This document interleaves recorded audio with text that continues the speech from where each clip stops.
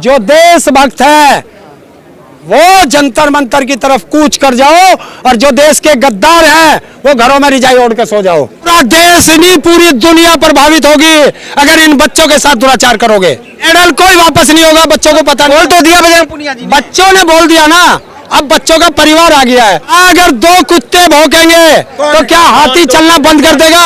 अरे यार, समझने वाले समझ गए जो। और अब कोई माई का लाल उनकी तरफ आंख उठा के नहीं देख सकता। हम अपने बच्चों के साथ तन से, मन से, धन से मरते दम तक खड़े हैं। जुल्मी जुल्म करेगा सत्ता के गलियारों से, चप्पा चप्पा गूंज उठेगा इंकलाब के नारों से। रात से टिकैत साहब का रात ही आदेश आ गया था कि पहुंचो घटनास्थल, तो सुबह से ही सब लोग रात से ही आ गए थे। हमारे कुछ आदमी अरेस्ट भी कर रखे हैं इन लोगों ने किसान यूनियन के, तो उन्हें छोड़े सरकार, वरना परिणाम भुगतने के लिए तैयार है। तो मेडल वापस करने की बात कहां से आ गई? बजरंग पुनिया ने कहा वापस करने। ऐसा है, ये बच्चे हैं, ये बच्चे कुश्ती लड़ना तो जानते हैं, इन्हें आंदोलन के बारे में थोड़ा ही पता। ये 1 पॉइंट का, 2 पॉइंट का, 3 पॉइंट का, 5 पॉइंट का दाव मार सकते हैं, ये आंदोलन नहीं जानते। अब इनके परिवार आ गए हैं, आंदोलन चलेगा। तो दिल्ली घेराव की भी बात चल रही थी, कह रहे हैं कि कई बॉर्डर जो हैं सील हो गए, बैरिकेड्स लगाए गए हैं, कई किसान खाप पंचायत मौजूद है। कितना ही रोक ले, एक हमारा नारा है, जुल्मी जुल्म करेगा सत्ता के गलियारों से, चप्पा चप्पा गूंज उठेगा इंकलाब के नारों से। अरे अंग्रेजों ने भी तो बैरिकेड लगाए थे, 13 महीने बैरिकेड झेल करके आए हैं। अब तो हमें 13 महीने का आंदोलन का तो है, ये रात आंदोलन को हिंसक करके तोड़ना चाहते थे। तो दिल्ली पुलिस सत्ता का थोड़ी हिस्सा है, जिसको आप कह रहे हैं कि सत्ता के गले से। कौन कह रहा है सत्ता का हिस्सा नहीं है? गृह मंत्रालय के अंदर में आती है, और गृह मंत्रालय को कौन कह रहा है एडमिनिस्ट्रेटिव बॉडी है?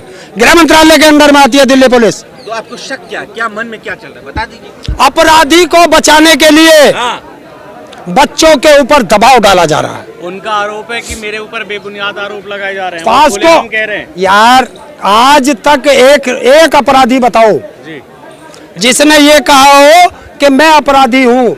फांसी के फंदे तक चढ़ जाता है अपराधी, फिर भी कहता है योर ऑनर मैं बेकसूर हूँ। अमित शाह को लेटर लिखा है होम मिनिस्टर ऑफ इंडिया को, क्या उसमें बात कुछ मालूम है आपको? हाँ मालूम है। क्या क्या गया उसमें? उसमें ये मांग की गई है कि हम शांतिपूर्वक आंदोलन कर रहे हैं, अपराधी को गिरफ्तार करो, हमारे साथ जो दुराचार रात हुआ है जिसने भी किया है उनके खिलाफ कार्रवाई करो।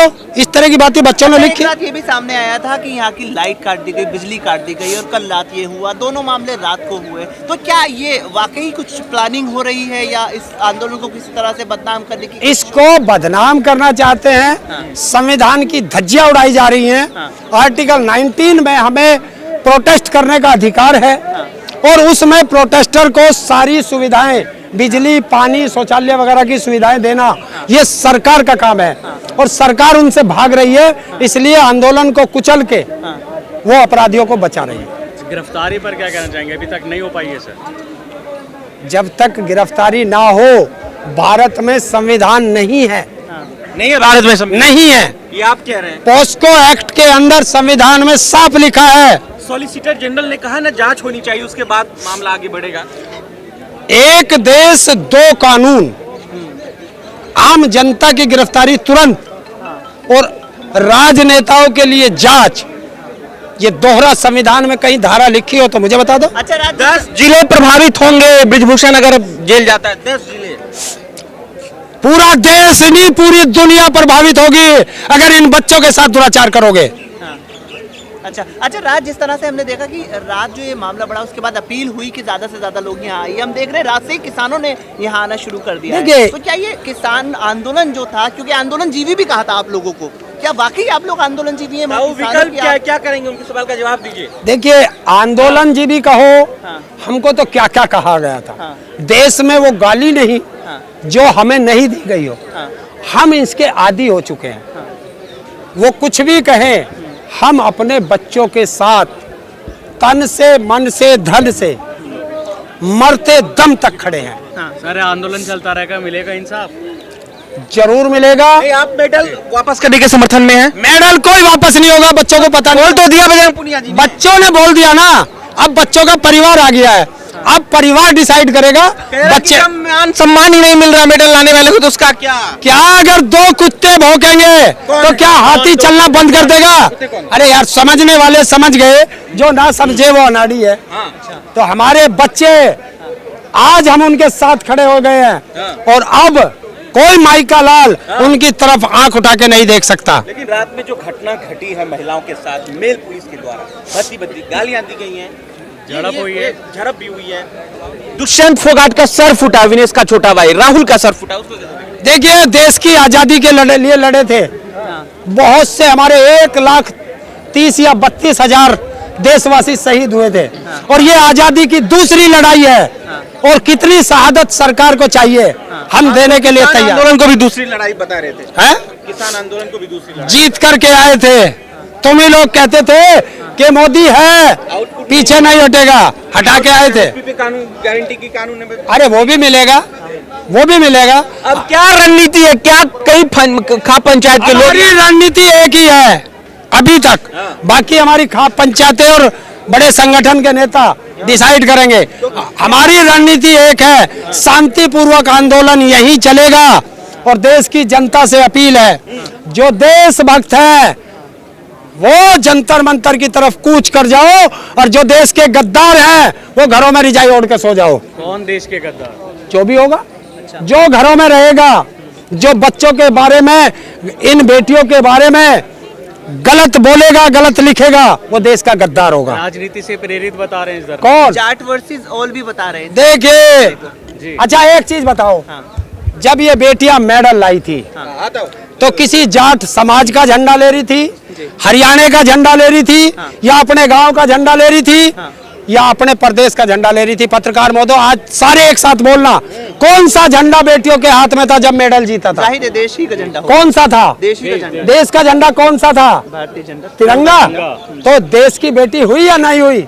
अगर ये बेटियां अपने परिवार का झंडा लेकर के आती तो आप कह सकते थे परिवार की बेटी है। ये बेड के लिए लड़ाई है, फोल्डिंग की लड़ाई हुई थी, फोल्डिंग से शुरुआत हुई थी लड़ाई।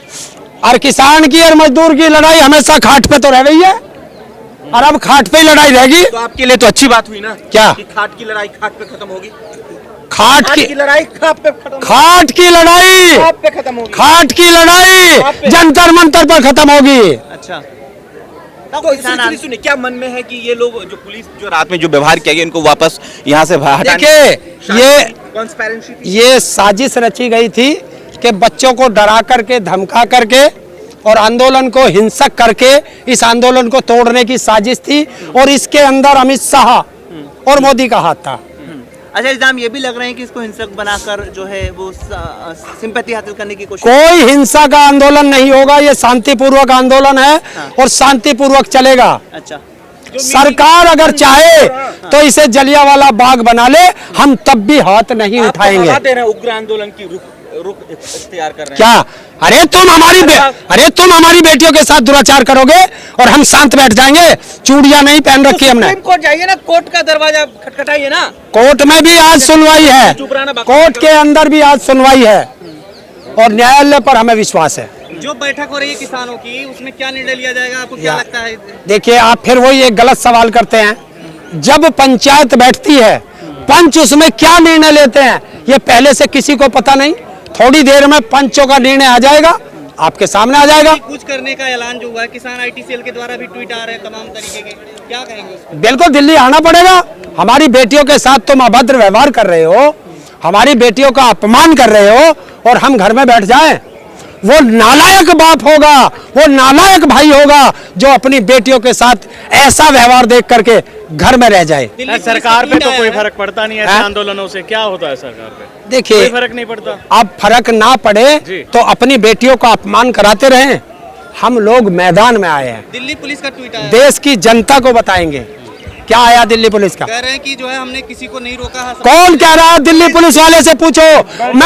मैं सुबह से बाहर खड़ा था और तुम्हारे कुछ साथियों ने मेरा इंटरव्यू भी लिया।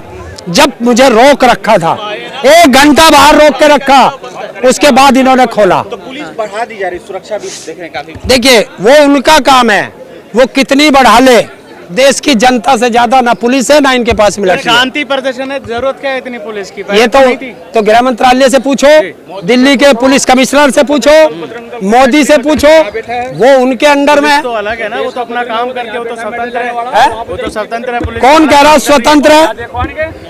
किसने रोक रखा है? पुलिस के हाथ किसने बांध रखे कि पोस्को एक्ट में अपराधी अभी तक जेल क्यों नहीं गया? भूषण शरण सिंह जो है कह रहे हैं कि हमारे लोग अभी निकले नहीं है, निकल जाएंगे कुछ देर। आ जाओ, वो भी एक ताकत लगा लो, हम क्या मना कर रहे? रोज नए लगाओ, काम कर रहे हैं ब्रिजभूषण शरण सिंह। देखिए शक्ति प्रदर्शन क्या तो इसे ही तो कहते हैं अपराधी खुलेआम घूम रहा है। लोगों को इकट्ठा किया मन की बात में, कितना? 2.5 लाख लोगों किसने?